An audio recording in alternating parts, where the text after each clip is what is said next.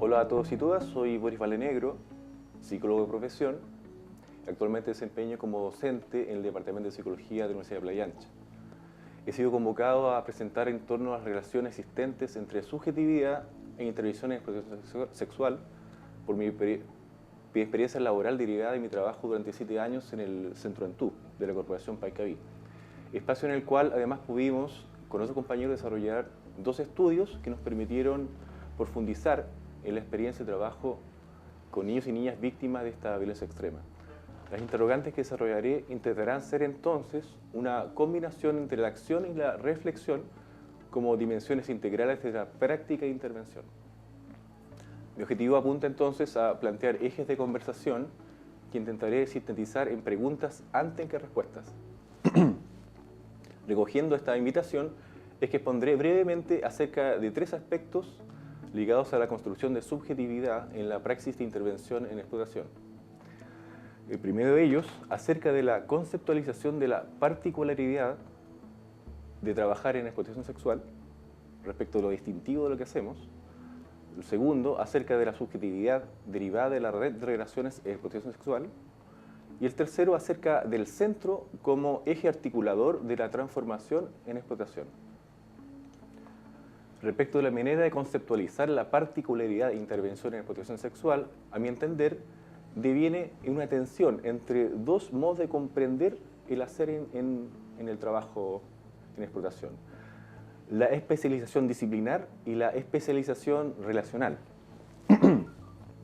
Respecto de la especialización disciplinar, la podemos entender como la capacidad de desarrollar el ejercicio de intervención desde un saber particular, entregado por entrenamiento y estudio en un campo del saber en general en la universidad. De este modo, el abordaje especialista se complementaría en la medida que los equipos contaran con duplas psicosociales, siendo la condición ideal el acople de una amplia gama de profesionales de diversas áreas: educación, salud, ámbito laboral, en lecturas multidisciplinarias del fenómeno. Esta lectura disciplinar de la especialización se complementa con la visión de la red como conjunto de equipos de especialistas, quienes se situarían en posición de complemento respecto de las limitaciones del quehacer del equipo en explotación. La denominada derivación sería entonces, desde la óptica, un ejercicio práctico de reconocimiento tanto de las limitaciones propias como de reconocimiento del saber especialista de otras instancias. Se configura así la intervención desde un símil del rompecabezas: intraequipo, profesionales de distintas disciplinas, y extraequipo, equipos de especialistas en problemáticas sociales diversas. Las consecuencias de esta manera de conceptualizar la especialización trae al menos las siguientes consecuencias. Primeramente, se generan figuras metodológicas respecto de las prácticas de intervención en explotación, desde el resto de los agentes de la red. Como decían en el tiempo que hacíamos evaluación en el Antú, ustedes son como los Jedi. Y esa figura metodológica devenía en una suerte como de misterio, de admiración, de suposición de un saber que en definitiva generaba una distancia. Junto con lo anterior, se clausura el debate en torno al quehacer en violencia sexual comercial. Solo los equipos en explotación saben explotación. Finalmente, la intervención especialista se convierte en un campo definido desde un más allá. El saber disciplinar reduce al otro a una relación de objetivación. Se sabe qué tiene, se le hace encajar en categorías, y o se sabe qué hacer. Se evitan settings terapéuticos sustentados en la denominada evidencia. De modo contrapuesto, la especialización relacional resalta primeramente el carácter central de la relación con el otro y el carácter tributario de las disciplinas. En este sentido, no se trata de negar la importancia de lo disciplinar, sino de ponerlo al servicio del conjunto de prácticas discursivas y no discursivas que componen el dispositivo de intervención. Lo anterior conlleva una serie de distinciones relevantes de hacer. Primeramente, la intervención se vuelve un fenómeno de aprendizaje colectivo, antes que la aplicación o desarrollo disciplinar de individuos profesionales. Lo central de esta relación de aprendizaje es la capacidad de adaptación de los distintos subsistemas a la realidad cambiante del fenómeno, en distintos niveles de complejidad: niños, niñas, comunidades, familias, grupos sociales. Se asume así la dialéctica compleja del fenómeno: modalidades tradicionales en explotación, modalidades de innovación en lo tradicional y modalidades emergentes. Conjuntamente, la intervención se cierra sobre sí misma en la medida que depende de la temporalidad y espacialidad de la relación instaurada con el otro. No existe un más allá de la intervención, siendo los saberes disciplinares, con suerte, herramientas de desarrollo comprensivo respecto de dicha relación.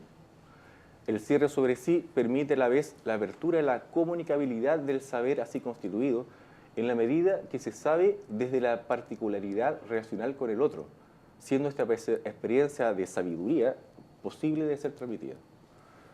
Desde lo anterior, se concibe al otro desde una relación sujeto-sujeto, en sus posibles y diversos niveles de complejidad: niño, niña, familia, comunidad, grupo social.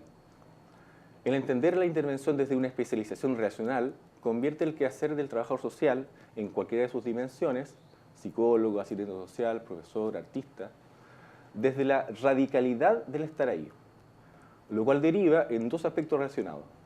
El primero, una relación de vértigo interventivo en la medida que el estar para el otro conlleva el estar a la vez desde uno mismo, situación necesaria de comprender y sobre todo de contener. Y dos, el reconocimiento de las condiciones sociales e históricas de la miserabilización del otro, le conlleva necesariamente el desarrollo de lecturas de la intervención desde coordenadas éticas, crítica de la particular construcción monstruosa de los niños y niñas en explotación, y políticas en la necesidad de operar en el espacio público para transformar dicha condición. Desde lo anterior, es central entonces un doble movimiento en la práctica de intervención en explotación. Primero, el ejercicio permanente de la autoobservación de las prácticas de explotación, a fin de leer las posiciones y relaciones establecidas en el espacio de intervención. Y segundo, desarrollar la relación continua praxis-teoría-praxis, como modo de producir acciones con sentido.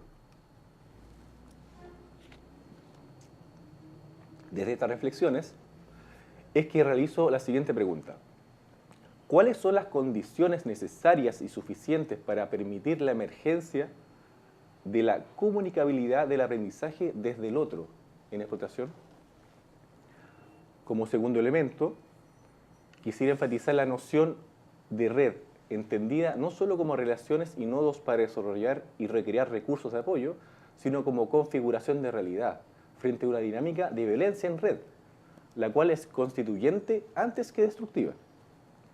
Un aprendizaje tardío que nos dio nuestro trabajo en el Centro Antú fue el realizar mapas de las redes de relaciones de niños y niñas cooptados por dinámicas de violencia sexual comercial. Desde este aprendizaje, derivado de leer la complejidad reticular del fenómeno, es relevante connotar lo concreto de la expresión red de relaciones, contenida en el funcionamiento de la explotación sexual en cada niño y niña. En particular, es en uno de los casos más complejos que nos tocó abordar, la red de violencia sexual en la que la niña estaba inmersa no solo era más densa que la familiar, sino que posibilitaba la inclusión activa y relevante de su mamá, quien se encontraba excluida por el circuito familiar por su condición de trabajadora sexual. Huelga decir la importancia de esta inclusión para esta niña. Asimismo, la configuración de esta red de relaciones contrasta fuertemente con el supuesto victimizador, desde el cual los niños y niñas en explotación carecen de apoyo. En otras palabras, en el caso de esta niña, cuando se perdía de nosotros como trabajadores y su familia, no era sinónimo de estar abandonada, sino que desplegaba una serie de recursos de red y prácticas de vida, no necesariamente de subsistencia, en las cuales, y de acuerdo al trabajo que desarrollamos con ella, sentía una sensación de eficacia nunca desarrollada en la red no implicada en la violencia sexual. La intervención pertinente acerca del caso es entonces un enfrentamiento a la materialidad de esta red de relaciones, situación que, si no se hace patente, se pierde legitimidad y pertinencia respecto de la vivencia del otro. Desde lo anterior, cabe entender un par de preguntas. ¿Cuál es la capacidad que tenemos de enfrentar en red el correlativo accionar en red de la explotación sexual? Y la segunda, ¿cuál es la apertura que tenemos a valorar como trabajadores sociales en las víctimas las capacidades que despliegan en la vivencia de explotación? Finalmente, quisiera desarrollar un eje reflexivo respecto de la noción de centro como eje de transformación subjetiva en explotación.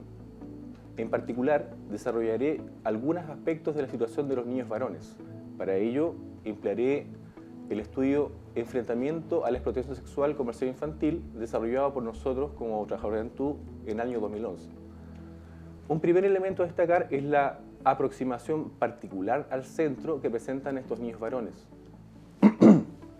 Desde sus relatos, el inicio de la relación con el centro presentaba un carácter de extrañeza e incomodidad.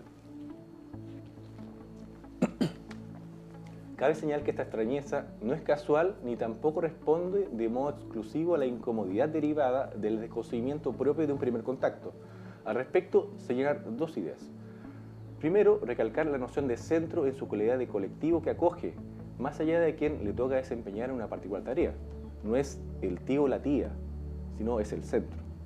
Y segundo, que la extrañeza responde hasta cierto punto a la construcción también colectiva que de ellos se hace por la sociedad. El sentirse extraño se refiere así no solo a una sensación subjetiva de distancia, sino que responde precisamente a la visión de otredad que las religiones hegemónicas desarrollan en torno a los niños varones víctimas de esta violencia social. Esta violencia decanta así en la tensión entre normalidad y anormalidad como eje articulador del sentimiento de extrañeza.